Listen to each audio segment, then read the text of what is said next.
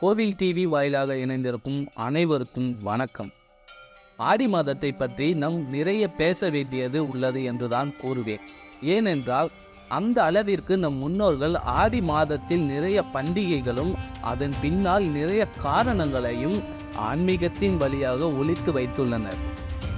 அந்த வரிசையில் இன்று நாம் காணவிருப்பது ஆடி மாதம் 18ஆம் தேதி என்று கொண்டாடப்படும் ஆடிப்பெருக்கு திருவிழாவின் பின்னால் இருக்கும் உண்மை காரணத்தை தான். ஆடிப்பெருக்கு கொண்டாடுவதன் மூலம் விவசாயிகள் செய்யக்கூடிய விவசாயமானது மிக செழிப்பாக அமையும் என்பது அறிவியல் பூர்வமான உண்மை. அப்படி கொண்டாடப்படும் ஆடிப்பெருக்கு திருவிழாவிற்கும் விவசாயத்திற்கும் என்ன சம்பந்தம் என்று தெரிந்து கொள்ள இந்த வீடியோவை முழுவதுமாக பார்க்கவும்.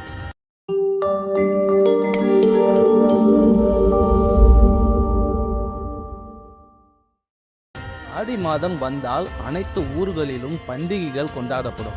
அந்த வரிசையில் ஆடி 18ஆம் தேதி அன்று ஆடிப்பெருக்கு என்ற பண்டிகை அனைவரும் மிக ஆர்வமுடன் உற்சாகத்துடன் கொண்டாடுவார்கள். இந்த திருவிழாவிற்கு ஆடிப்பெருக்கு என்று பெயர் வந்ததன் காரணத்தை முதலில் காண்போம். ஆடிப்பெருக்கு என்று கூறப்படும் வார்த்தையின் பின்னால் இருக்கும் அர்த்தம் பொங்கி வரும் புது நீர். ஆடி மாதத்திற்கு முன்னால் இருக்கும் சித்திரை, வைகாசி, ஆனி போன்ற 3 மாதங்களும் கடுமையான வெயில் காரணமாக வறட்சியாக காணப்படுகிறது. பிறகு ஆடி மாதத்தில்தான் முதலாக பருவமழை பெய்து ஏரிகள், குளங்கள், ஆறுகள் போன்ற அனைத்தும் நீர் நிரம்ப ஆரம்பிக்கிறது. அப்பொழுது ஆடி 18ஆம் தேதி அன்று ஏரிகளில் இருந்து நீர் திறந்துவிட்டு புது நீரானது ஆற்றில் ஓடத் தொடங்குகிறது. இதைதான் ஆடிப்பெருக்கு என்று கூறுகிறார்கள். நீரின்றி அமையாது உலகு என்ற பொன்மொழியின் அடிப்படையில்தான் ஆடி மாதத்தில் விவசாயத்தை தொடங்க நினைக்கும் விவசாயிகள் நீருக்கு நன்றி சொல்லும் விதத்தில் கொண்டாடுவதுதான் ஆடிப்பெருக்கு திருவிழா. இந்த நிகழ்வை தான் சங்ககால இலக்கியமான சிலப்பதிகாரத்தில் பெருங்கோதை என்ற பாடலில் புது புனல் என்ற வார்த்தை ஆடிப்பெருக்கு விழாவை எடுத்து கூறும் வகையில் இடம்பெற்றுள்ளது. ஆடிப்பெருக்கு விழாவில் அன்று அனைத்து விவசாயிகளும் சேர்ந்து நடை திறந்து ஓடும் நீருக்கு நன்றி சொல்லும் வகையில் அங்கு பல பூஜைகள் செய்து நீருக்கு நன்றி சொல்லி வணங்குவார்கள்.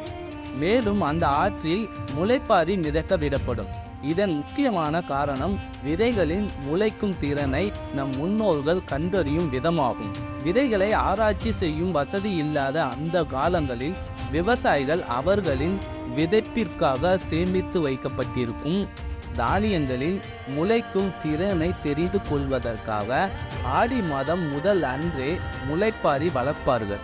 அந்த 18 நாட்களில் முளைப்பாரி வளரும் அளவையும் வளரும் விதத்தையும் வைத்து அந்த விதையின் முளைக்கும் திறனை நம் விவசாயிகள் கண்டறிந்தனர். மேலும் வளர்க்கப்பட்ட அந்த முளைப்பாரியை புதிதாக ஓடும் நதியில் விடுவதன் மூலம் அந்த நதியில் இருந்து நீரை பயன்படுத்தி விவசாயம் செய்யும் நிலங்களுக்கு அந்த முளைப்பாரியில் இருக்கும் சிறிய செடிகளானது உரமாக செயல்படுகிறது. இதன் காரணமாக விளைச்சல் ஆனது அதிகரிக்கிறது. பழங்காலத்தில் விவசாயிகள் அதிகமாக இருந்ததால் ஆற்றில் விடப்படும் முளைப்பாரிகளின் எண்ணிக்கையும் மிக அதிகமாகவே இருந்தது. இதனால் அந்த முளைப்பாரிகள் அனைத்துமே நிலத்திற்கு தேவையான உரமாக மாறியது. கல்வெட்டு மற்றும் வரலாற்று ஆராய்ச்சியாளர்கள் ஆராய்ந்து பார்த்ததில் ஆடிப்பெருக்கு திருவிழாவானது ஒரு சமயம் சார்ந்த விழா அல்ல, அது நீருக்கும் நிலத்திற்கும் நன்றி கூறும் ஒரு விழா என்று கூறுகிறார்கள். இந்த ஆடிப்பெருக்கு விழாவானது மிகவும் பழங்காலத்தில் இருந்தே கொண்டாடப்படும் ஒரு விழா என்றும் ஆராய்ச்சியாளர்கள் கூறுகிறார்கள்.